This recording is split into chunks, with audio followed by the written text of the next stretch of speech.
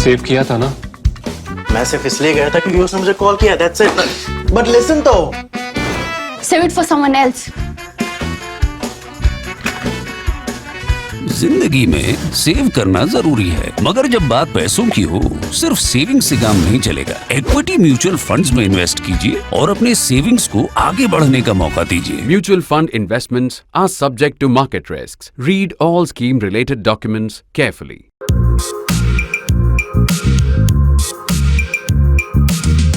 What passed through your mind when you saw the events that unfolded in Maharashtra over the last 2 weeks?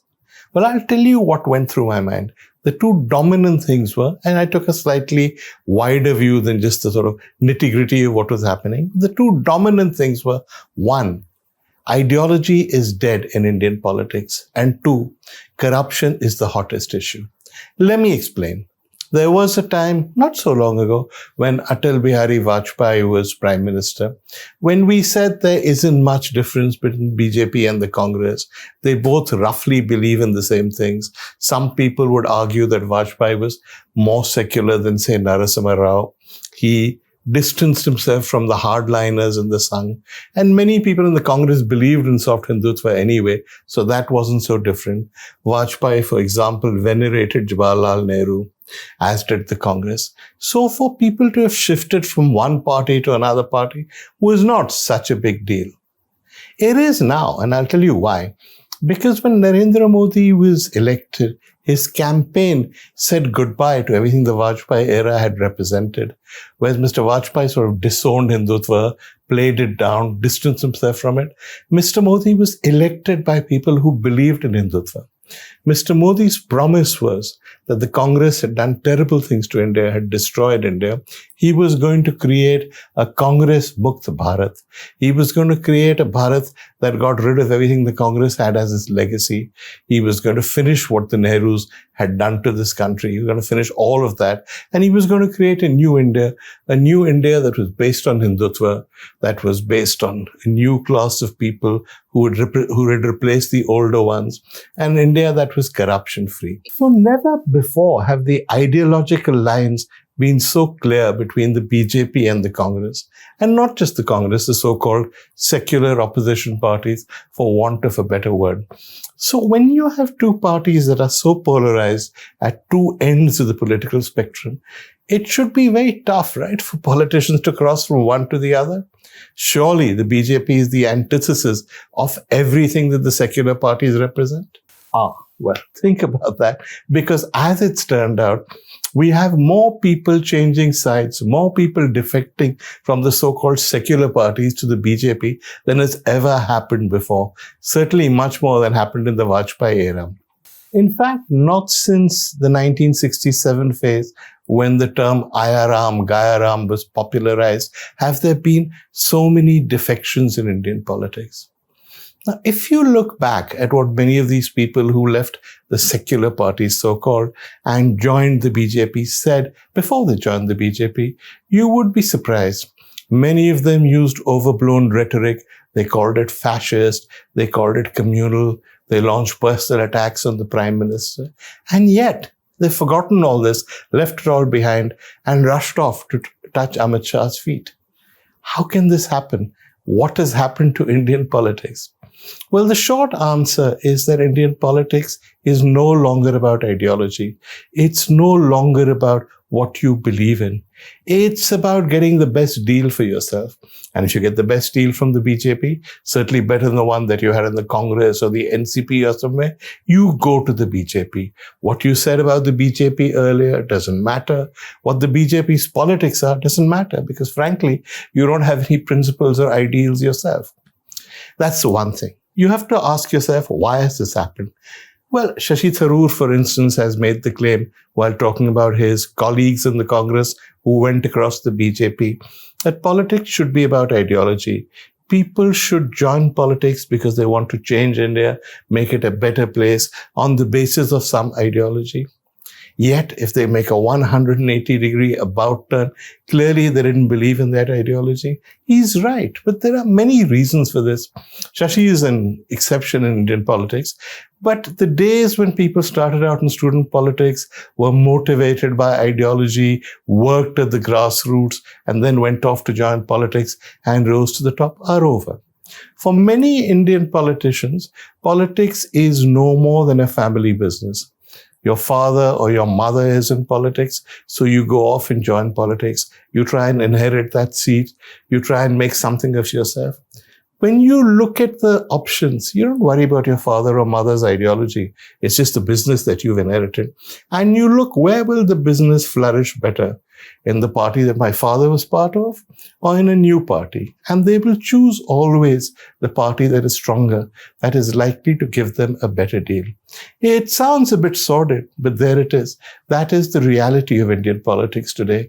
It's a business. People care only about what? Inflating their turnover, advancing their own prospects.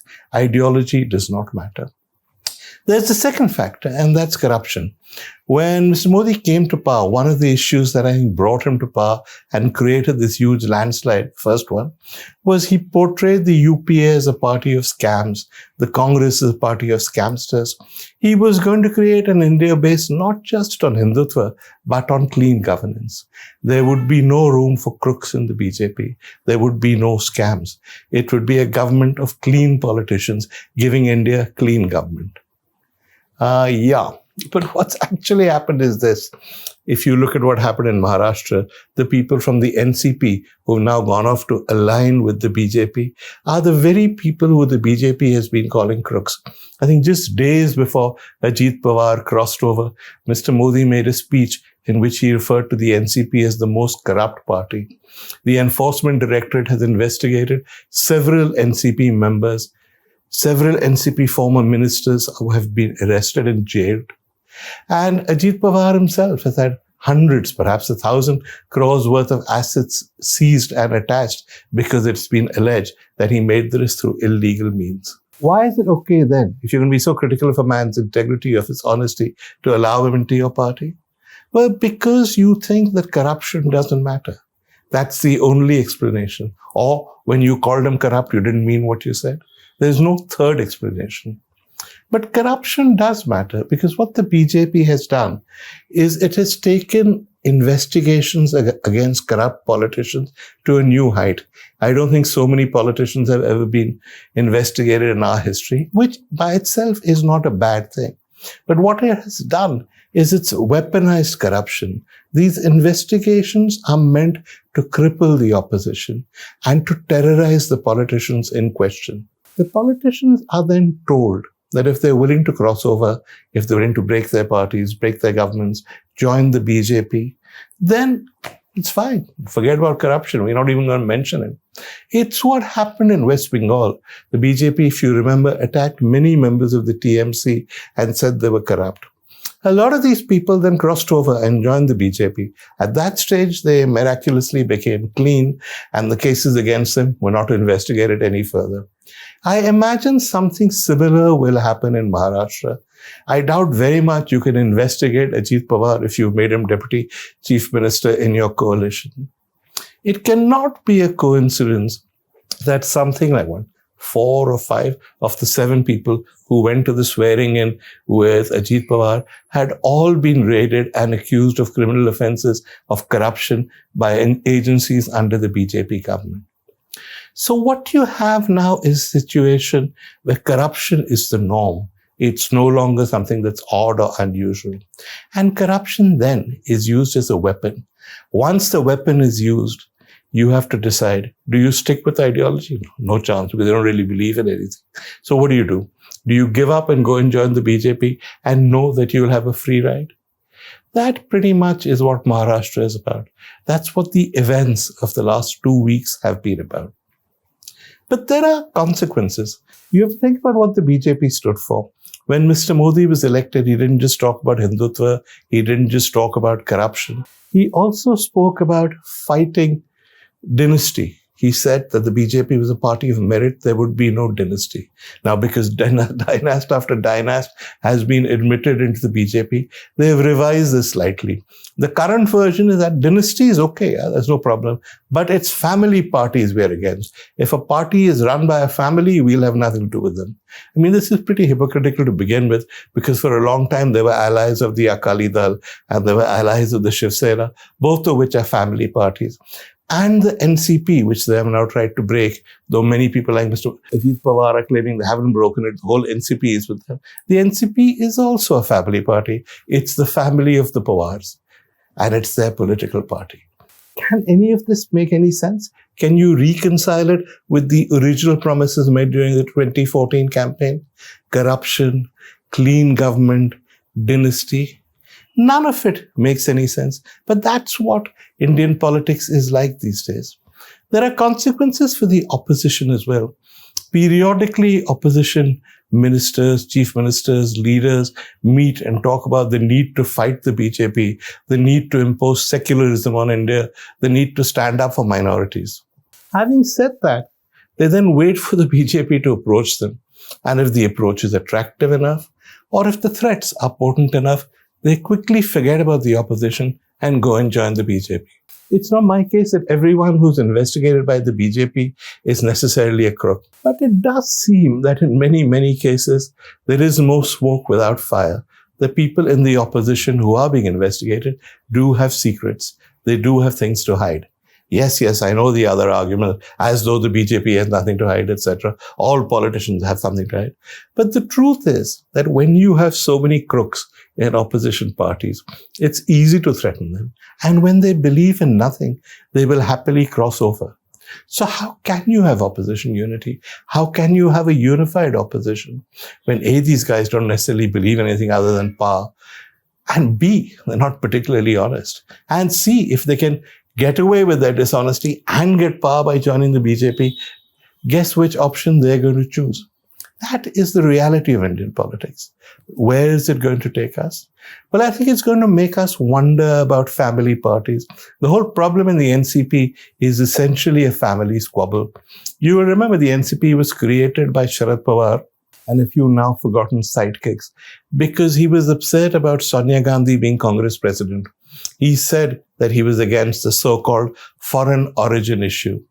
He left and he created the Nationalist Congress Party, saying this would be an alternative to the Congress. It was never much of an alternative, certainly never an alternative nationally. It became a regional Maharashtra party run by the Pawar family. And even that one issue of foreign origin, Pawar dropped very quickly when he had to ally with the Congress under Sonia Gandhi in Maharashtra and then at the center. He had no problems doing it. So it was never a party based on ideology. It was never a party based on integrity. God knows there have been enough allegations against the whole Pawar family. It was a party based on a lust for power. When you're in politics only for power, you go to the highest bidder. And that's what's happened in this case. But I wonder about the BJP as well.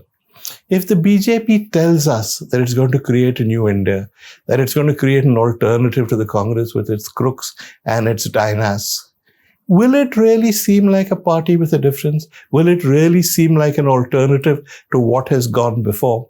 If these dynasts and these scamsters are welcomed with open arms into the BJP? What about Hindutva? What about its principles? None of these guys have anything to do with Hindutva.